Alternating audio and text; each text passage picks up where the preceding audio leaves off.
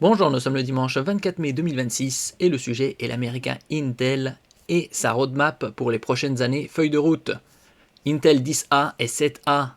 Le groupe prépare déjà les prochains nœuds de gravure sous le nanomètre symbolique. On a vu il y a quelques semaines un partenariat entre Intel et Terafab, la dernière start-up d'Elon Musk pour la production de semi-conducteurs aux États-Unis.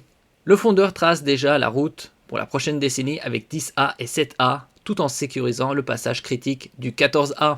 Le groupe Intel, via son CEO, Lip Bhutan, confirme travailler déjà sur les procédés 10A et 7A, successeurs des techniques 18A et 14A. L'annonce intervient en 2026 dans un contexte de compétition intense avec TSMC, le taïwanais, et Samsung, le sud-coréen. Le point critique immédiat reste toutefois le procédé Intel 14A avec un kit de conception. PDK, ensemble d'outils pour concevoir des puces, attendu en version avancée dès octobre. En filigrane, rassurer les partenaires industriels sur une vision à long terme qui s'appuie sur la lithographie EUV, Extreme Ultraviolet, Height NA d'ASML, ASML qui produit les machines d'une valeur de plus de 400 millions de dollars. Boudé par le concurrent TSMC, le taïwanais. N'oubliez pas de vous abonner pour plus de news sur le monde de la high-tech ainsi que les bons plans, également sur mon Twitter et en description sous toutes mes vidéos. Vous pouvez les retrouver dans mes playlists et voir mes articles sur mon blog, tous les liens seront en description. N'oubliez pas de mettre un j'aime, un commentaire, de partager et de cliquer sur les liens en dessous de mes vidéos pour soutenir la chaîne. Pourquoi Intel parle déjà des nœuds 10A et 7A?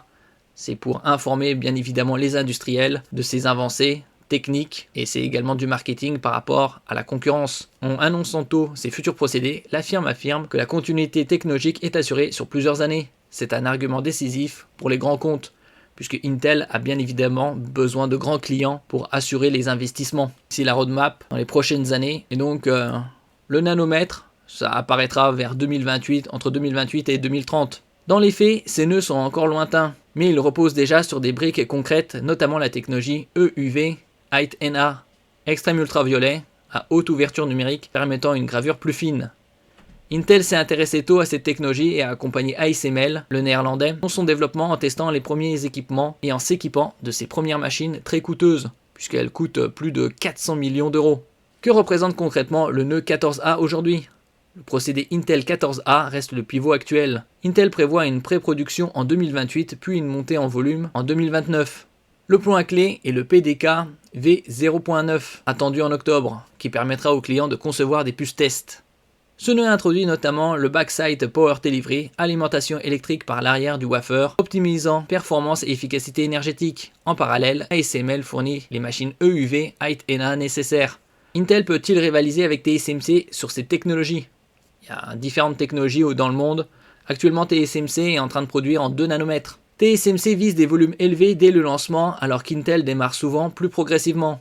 Le procédé Intel 14A ne cible pas exactement le même segment que le A14 de TSMC, notamment grâce à ses optimisations pour les centres de données. Intel mise aussi sur une différenciation technologique forte, notamment via l'intégration avancée et l'architecture des transistors. Le futur procédé Intel 10A pourrait accentuer cet écart avec des gains supplémentaires en densité et performance, mais tout dépendra des rendements, un point historiquement sensible. Quels défis techniques attendent les nœuds 10A et 7A ? La lithographie Height NA impose de repenser toute la chaîne. Photorésiste, matériaux sensibles à la lumière, photomasque, modèle de gravure, métrologie, mesure de précision. Intel travaille étroitement avec ASML pour fiabiliser cet écosystème. Les premiers tests chips issus de ces machines devraient apparaître prochainement.